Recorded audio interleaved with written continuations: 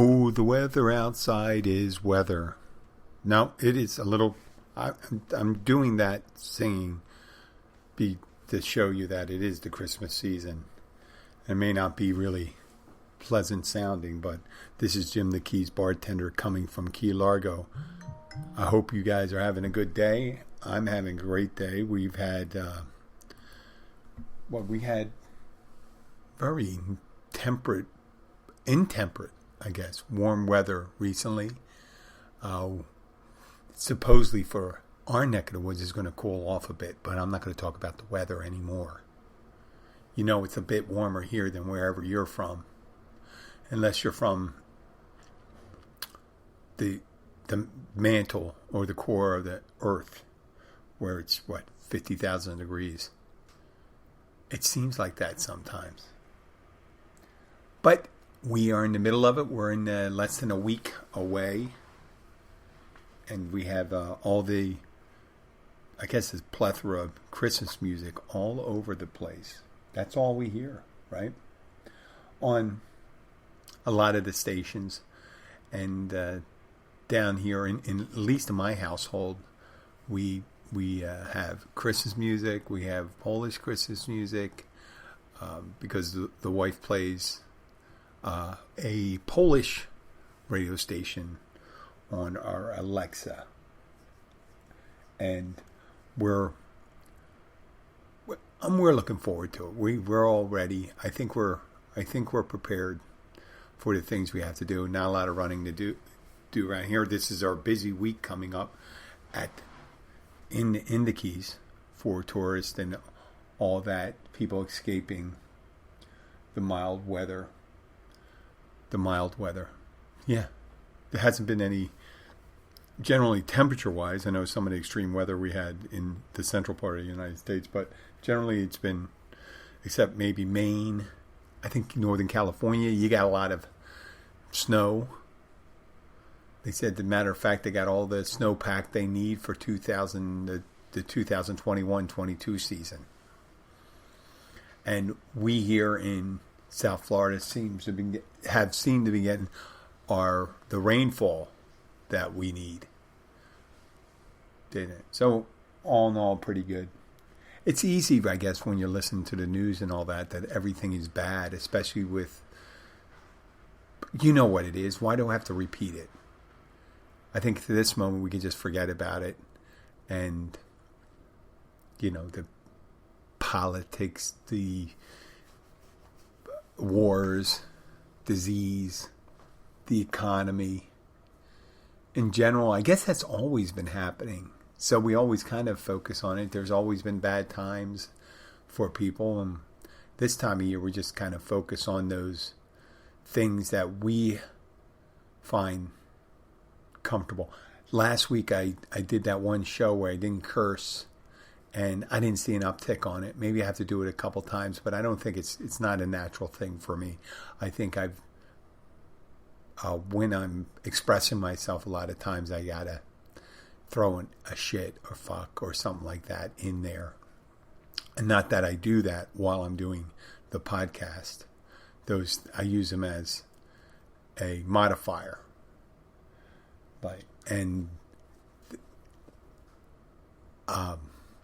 I say these things to myself when I either driving or reading the newspaper. If someone, let's say I'm reading something about the premier of China. What's his name? Xi Jinping? No. Li Peng was the other guy. Xi, somewhere. There's an X in his name. But he's a real plick. Yep, I said it. He's a big plick.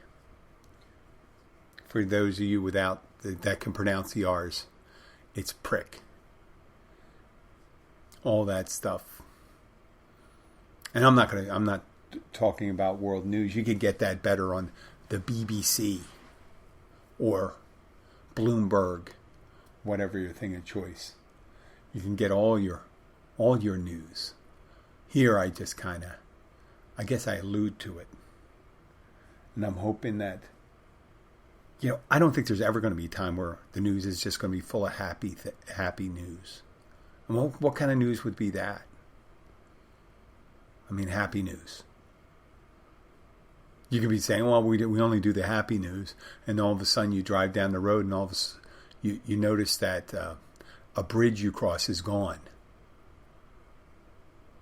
Because the happy news didn't tell you that the bridge got swept away in a torrential rainfall. Or that there's a forest fire that's threatening your community. The happy news doesn't tell you that.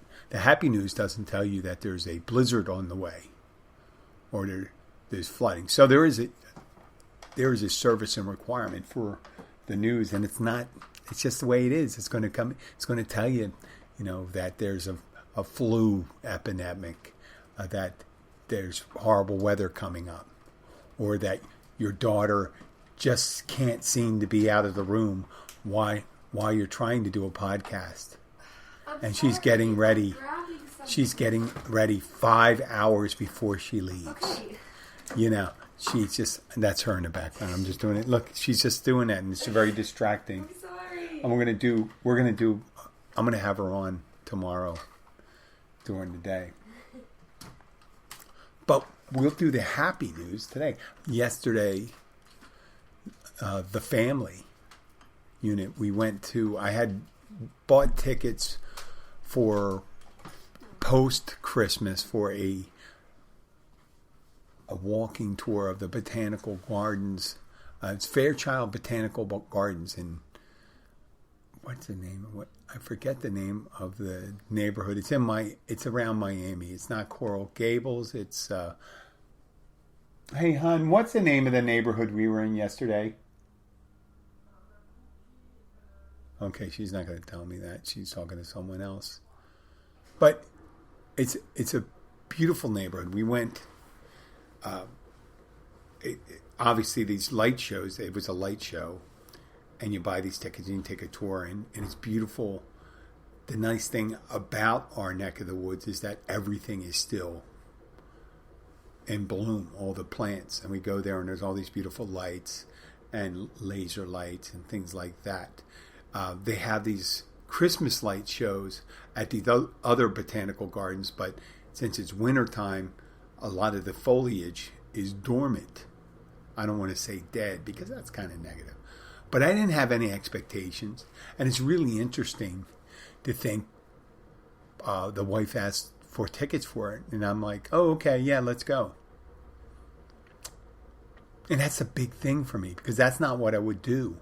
About 30 years ago, on that very day, let's say 6 days before Christmas, my idea of a good time would be going to a strip club and then going out and for a night of drinking. And that's the truth. That was a fun time, or on a date with some new acquaintance. Yep. Times have changed. Certainly. Not just the drinking part, but the other habits. And it really works for the Christmas holiday traditions. I don't really think that Christmas in the strip club and playing Christmas music is that necessarily appropriate, because it doesn't really. I don't want to hear the Christmas. If I was in one, I don't want to hear Christmas music. Maybe like either Run DMC one, the song they had in Die Hard. And speaking of Die Hard, I was watching this YouTube video about traditions in European countries for Christmas.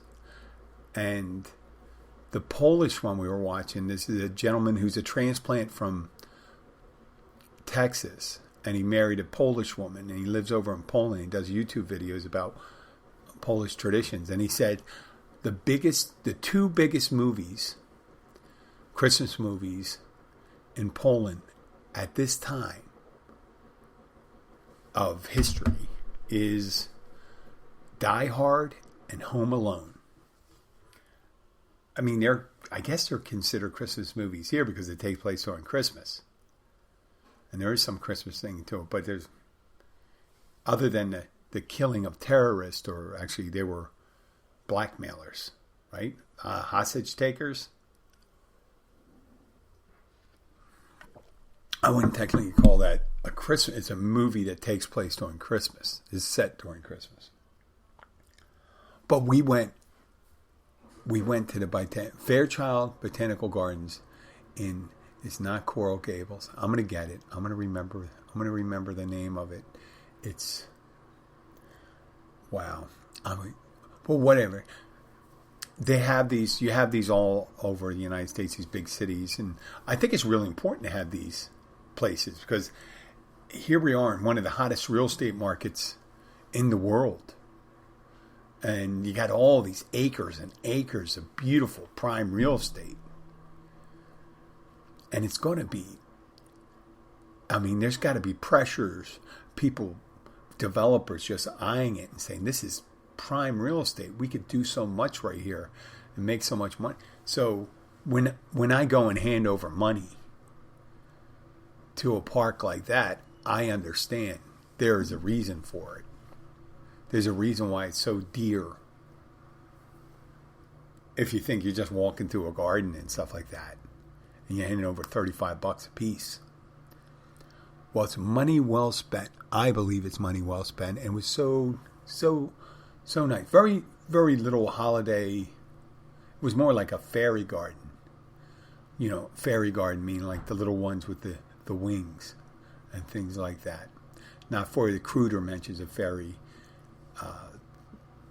but there was laser lights, and just, and it had a tree. They had a tree with, I guess they have I don't even know how to describe it, a morphed projection of a person's face that's projected on, and he talks to people.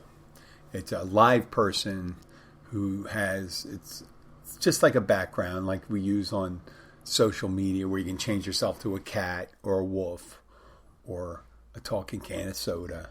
So the tree is there answering the kids' questions, and they're asking a bunch of questions, and some of the questions are pretty good.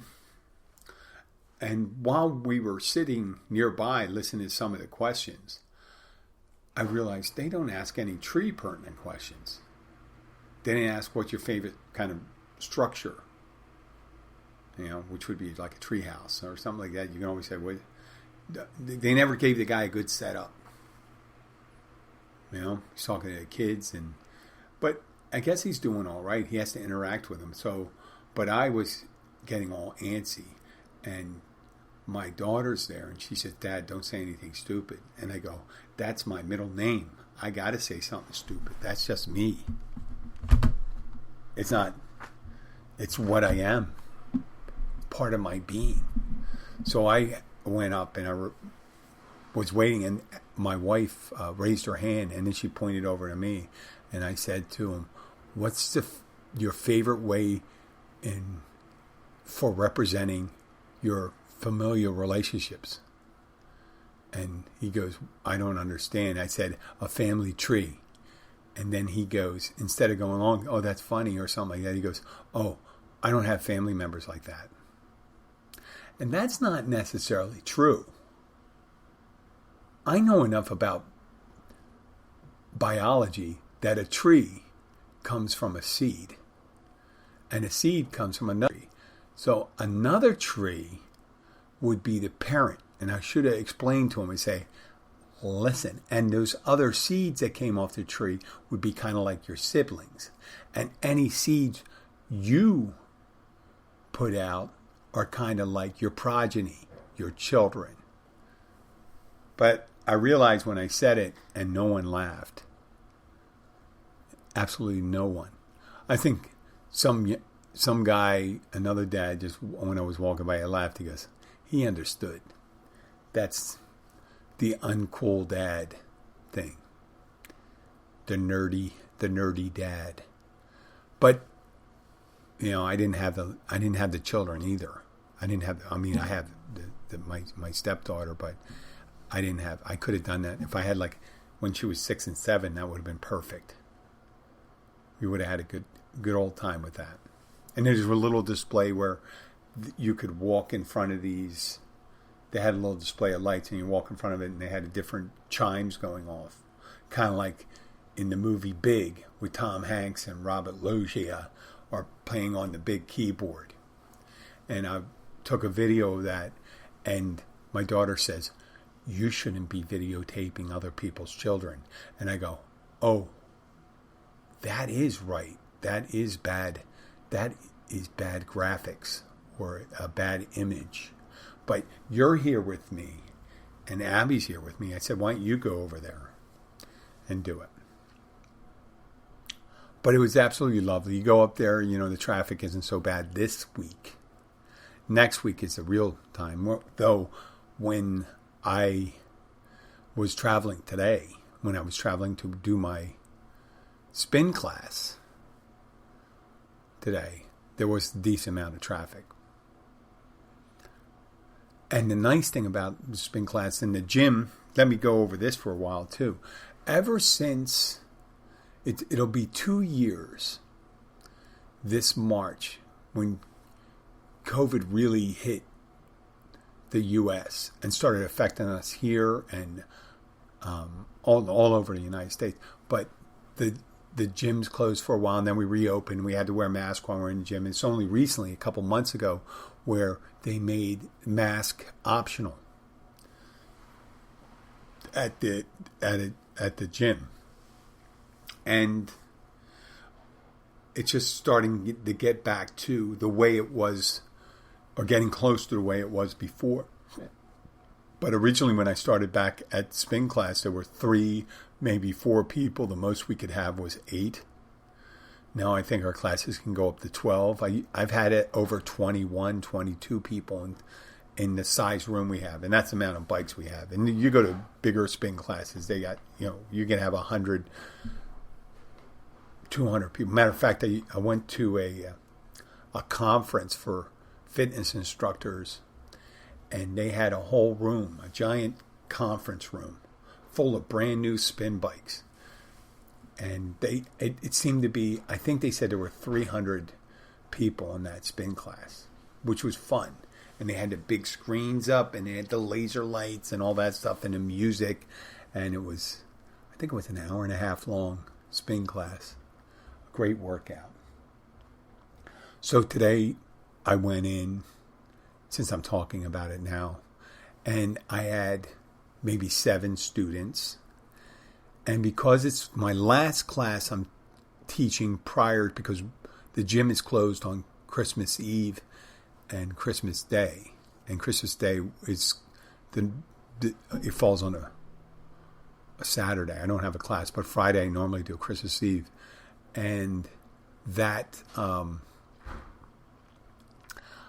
I try to incorporate Christmas music into the class. And the thing about Christmas music is there's not a lot of variance in the tempo and things like that. So I don't really talk about it too much, but when I do a class, what I do is I have all this music and I put it in the categories. In the speed, like one's for sprinting, one's medium, one's heavy, and that's the resistance levels. And when you have higher resistance, you put in there, you go slower, and it stimulates climbing and things like that. So when it comes to Christmas music, it's all kind of like moderately fast. Some of it could be faster if it was adapted for a workout.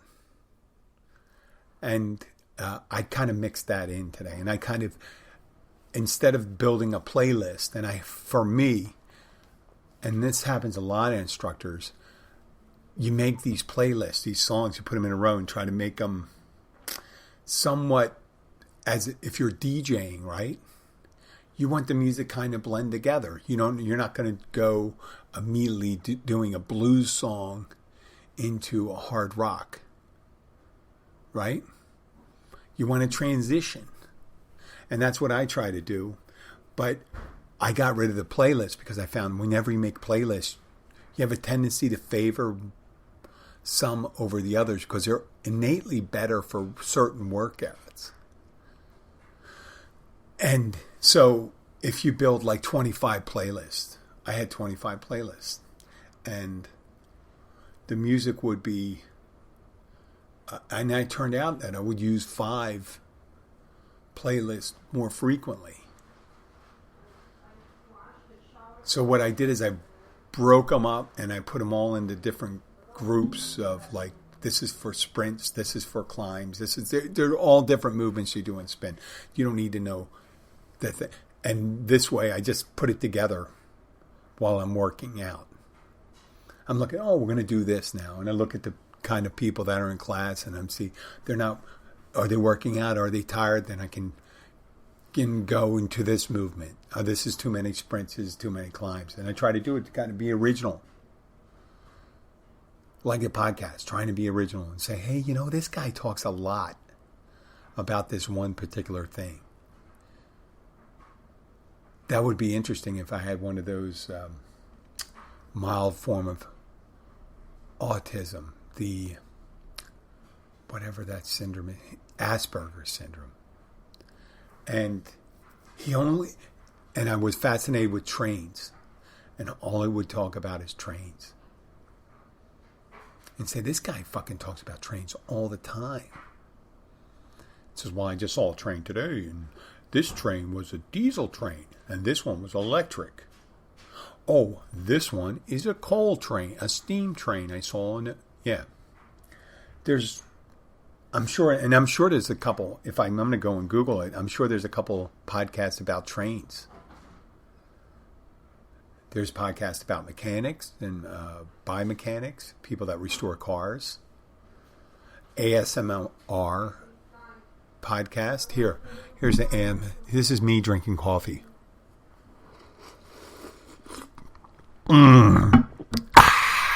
Yep, that's an ASMR kind of, that's pretty much it. And you eat a potato chip. Maybe an apple.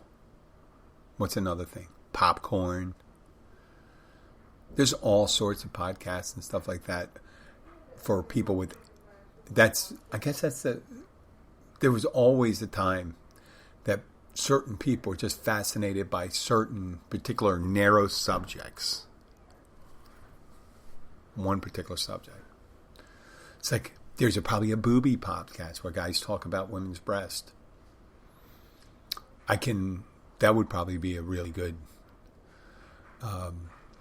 genre for some people, but I don't know if you really want to do something that's verbally based on something that people get visually stimulated by. Right? It's like Talk Dirty podcast. That's probably a good one. Dirty Talk podcast. What are the other ones? The Shoebox Collector podcast. I'm just looking at Shoebox. Hats. People that talk about hats. People that talk about socks. People that talk about Magic 8 Ball. I'm doing Magic 8 Ball podcast.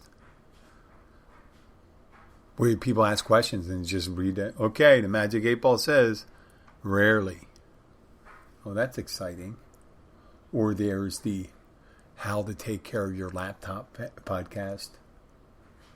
The Foot Fanciers podcast.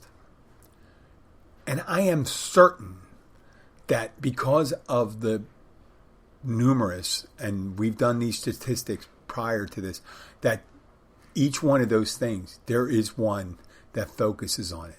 There's a paint by number podcast. I haven't checked it, but I'm sure there is. Someone that just says, oh, this is the color. I use different colors when I do paint by numbers. I use different brushes. Right? There's a popsicle stick construction podcast. I don't know, but I'm sure there is. There's over 1 million different podcasts out there. Most of them don't get past the first episode. And fortunately for you, or maybe unfortunately for you, I have gotten past the first one. I've gotten past the first 500. And I'll tell you something. When I hear those numbers, million podcasts and realize I'm one of the million. I go, God, what chance do I have? It's like being one of those guys showing up at a high school dance. My high school dances, I remember having that fake polyester shirt, the shitty Virgo astro sign medallion, astrological sign medallion. With Yves Saint Laurent, what was it? Yves Saint Laurent? Not the Yves Saint Laurent cologne. My hair parted in the middle, and you're just one of the group of 14, 15, and 16-year-old guys standing in a corner looking for a girl to dance to, and just going up, asking them to dance. That was my first foray into the relationships. I mean, I've done that before. I mean, I've not danced, but my first foray into attempting to it. When you're 13, 14, I was just trying to talk to them. I was a slow learner, very slow learner. I didn't know at the time. All I had to do was say, "Hi, my name's Jim. What's your name?" Like this, and ask them some questions. "Oh, do you go to school here?" I haven't seen you before. So would you like to dance? Do you like this music? You look very nice today. And you could say that, and he goes, "Hey, listen, I'm just here to have a good time." You know what I mean? No, you don't want to say that, but you say, "Yeah, I'm just here. I'm hoping to meet someone nice." That's it. You don't want to be too forthcoming, I guess. That would sound a little desperate for a 15-year-old. Said, "Well, I'm hoping to find someone a stepping stone relationship, so I can get up, maybe, hopefully, trying to get first base. Trying to get to first base. If I'm lucky, second base, though I haven't been there yet. I'm not even, third base. Holy crap, that would be incredible. And I wouldn't know how to steal home plate. I would not. And that you shouldn't steal. You should be given permission. You should be given permission for all those bases, actually. It's not like taking. There's no stealing. I mean, there are people that try to and do, but I guess that metaphor is the one thing that kind of falls apart. So I even forgot where I was starting with that stuff. I was talking about school. I was talking about the clothing. Blah blah blah. Let's go back. Talking about relationships, this, that, and the other thing. Nicknames. I wasn't talking about nicknames, but I wanted to. I wrote it down in my book of ideas. My book of 1,000,000 ideas. No, it's not 1,000,000. It's a couple hundred of them. But nicknames. A lot of places give nicknames to their regulars. And I'm talking about restaurants and bars. I'm sure there are a Starbucks where they call Mr. Low-Fat Latte or a Miss Shits a Lot. Miss Shits a Lot always borrows the keys to the bathroom and disappears for 40 minutes. But in bars and restaurants, there is an instance of people getting. I think it has to do with the creativity of the staff and how much they're on. What would you call it? On the same page, right? When you're on the same page with your coworkers. Last night, I rarely watched the whole movie because I think it's really disgusting with some of the things they did in the movie. Waiting. Right? But what it did get right is the way that the community of workers, the way they interact with each other.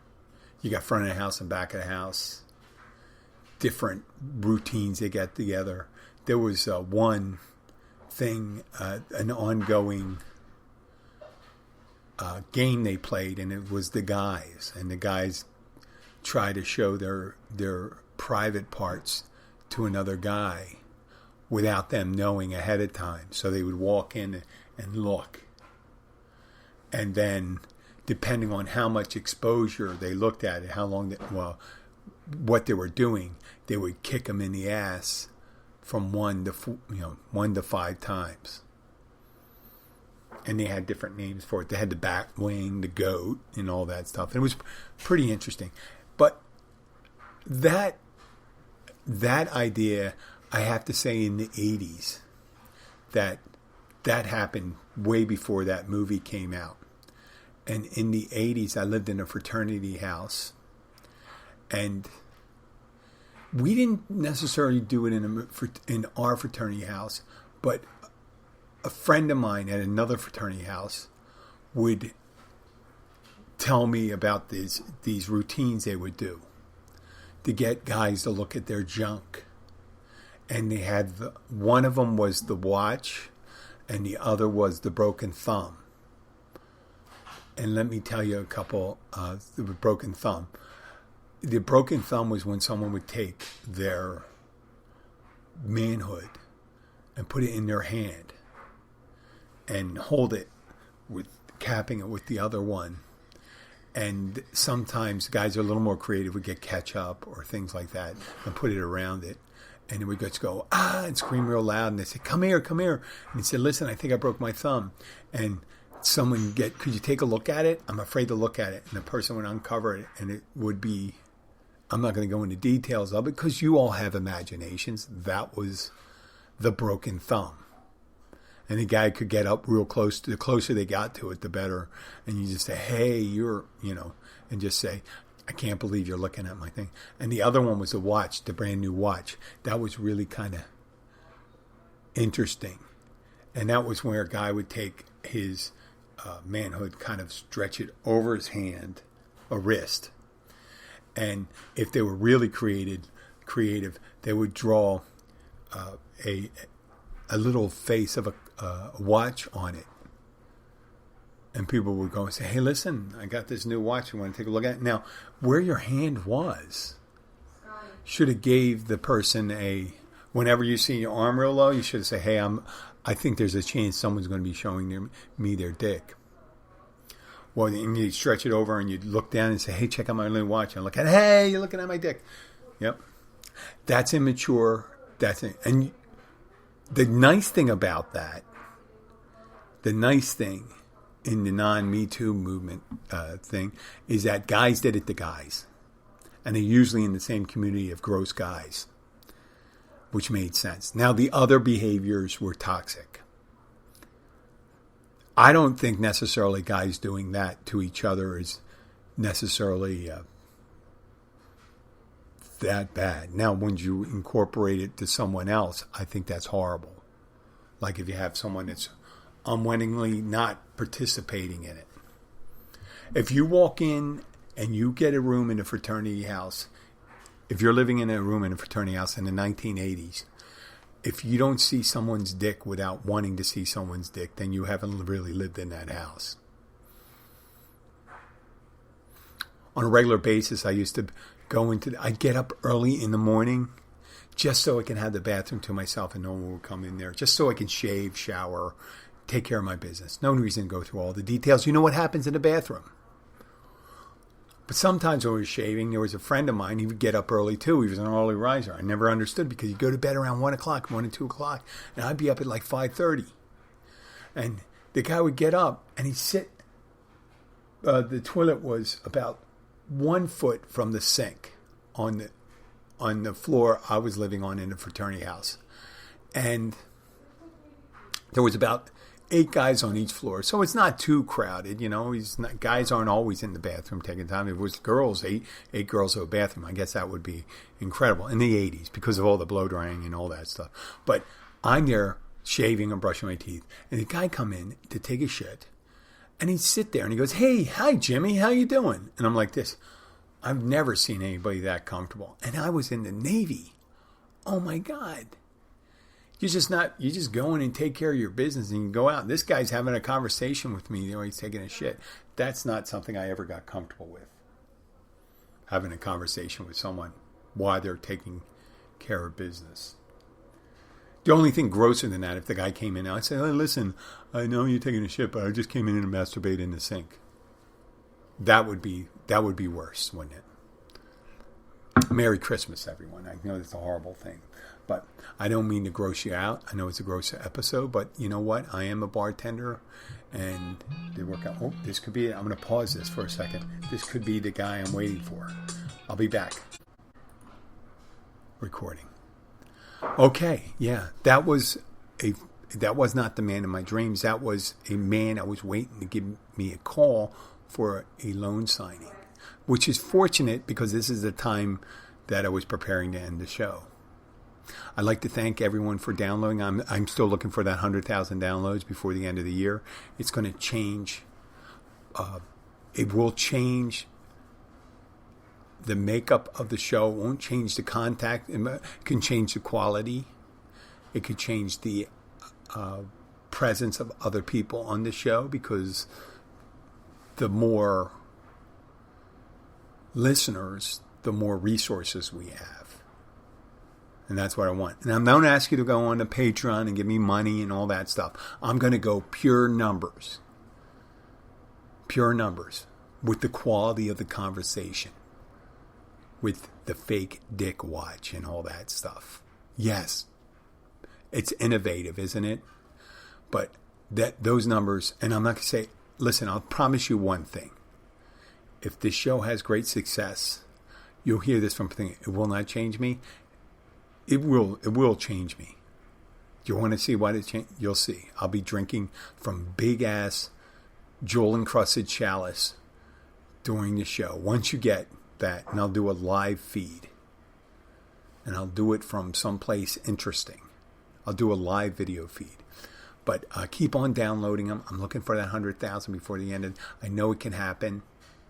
It's just a little click. And once I start getting featured on iTunes and Spotify, it'll poo.